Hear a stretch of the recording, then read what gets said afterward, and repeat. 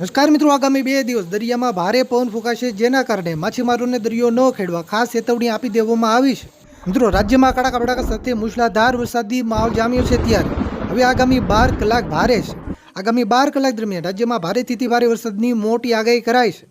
અમુક વિસ્તારોમાં મેઘ તાંડવ જેવી સ્થિતિ પણ સર્જાઈ શકે છે. મિત્રો, ઉત્તર ગુજરાતના સાબરકાંઠા, બનાસકાંઠા, પાટણ અને મહેસાણા જિલ્લાના અનેક વિસ્તારોમાં ભારે વરસાદી માહોલ જામ્યો છે. મિત્રો, આગાહી પ્રમાણે ભાવનગર જિલ્લાના અનેક વિસ્તારોમાં ધોધમાર વરસાદ પડ્યો છે.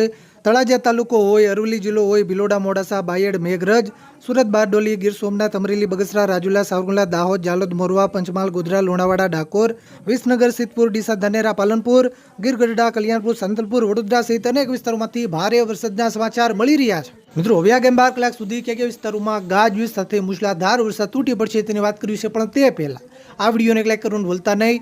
આવી જ રીતે આખું ચોમાસું વરસાદના સમાચાર સૌથી પહેલા જોવા માટે આપણી આ ચેનલને ખાસ સબસ્ક્રાઇબ કરવાનું પણ ભૂલતા નહીં. તો મિત્રો, ખાસ સમજો. મિત્રો, પહેલા આપણે ઉત્તર ગુજરાતના વિસ્તારોથી શરૂઆત કરીએ. મિત્રો, ઉત્તર ગુજરાતમાં આગામી 12 થી 24 કલાક દરમિયાન ખાસ કરીને બનાસકાંઠા જિલ્લામાં ભારેથી ભારે વરસાદની મોટી આગાહી કરાઈ છે.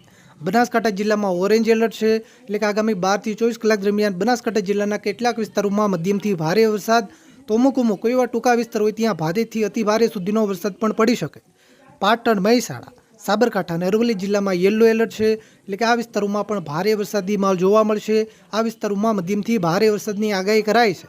ગાંધીનગર જિલ્લામાં હળવાથી મધ્યમ વરસાદની આગાહી છે. મિત્રો, સૌરાષ્ટ્રમાં આગામી 12 થી 24 કલાક દરમિયાન ખાસ કરીને અમરેલી જિલ્લામાં વરસાદનું રેડ એલર્ટ જાહેર કરાયું છે, એટલે કે અમરેલી જિલ્લાના કેટલાક વિસ્તારોમાં મધ્યમથી ભારે વરસાદ, તો અમુક વિસ્તારોમાં અતિ ભારે વરસાદ પણ આગામી 12 થી 24 કલાક દરમિયાન પડી શકે. જુનાગઢ, ગીર સોમનાથ અને ભાવનગર જિલ્લામાં ઓરેન્જ એલર્ટ જાહેર કરાયું છે, એટલે કે આ વિસ્તારોમાં પણ મધ્યમથી ભારે વરસાદ, તો અમુક વિસ્તારોમાં એકલ દોકલ ટૂંકા વિસ્તારોમાં ભારેથી અતિ ભારે વરસાદ પણ પડી શકે. પોરબંદર, રાજકોટ, બોટાદ, જામનગર અને દેવભૂમિ દ્વારકા જિલ્લામાં યલો એલર્ટ છે, એટલે કે આ વિસ્તારોમાં ગાજવીજ સાથે હળવેથી મધ્યમ વરસાદ, અમુક વિસ્તારોમાં મધ્યમથી ભારે વરસાદ પડી શકે. મોરબી અને સુરેન્દ્રનગર જિલ્લામાં હળવેથી મધ્યમ વરસાદની આગાહી કરાઈ છે. મિત્રો, દક્ષિણ ગુજરાતમાં ખાસ કરીને જે દરિયાકાંઠાના વિસ્તારો છે, સુરત, નવસારી, વલસાડ અને ભરૂચ જિલ્લામાં આગામી 12 થી 24 કલાક દરમિયાન મધ્યમથી ભારે વરસાદની આગાહી કરાઈ છે. નર્મદા, તાપી અને ડાંગ જિલ્લામાં સામાન્યથી મધ્યમ વરસાદની આગાહી છે. મિત્રો, મધ્યપૂર્વ ગુજરાતમાં આગામી 12 કલાક દરમિયાન ખાસ કરીને આણંદ અને વડોદરા જિલ્લામાં ઓરેન્જ એલર્ટ જાહેર કરાયું છે, એટલે કે આ વિસ્તારોમાં પણ ભારેથી ભારે વરસાદ પડવાની શક્યતા છે.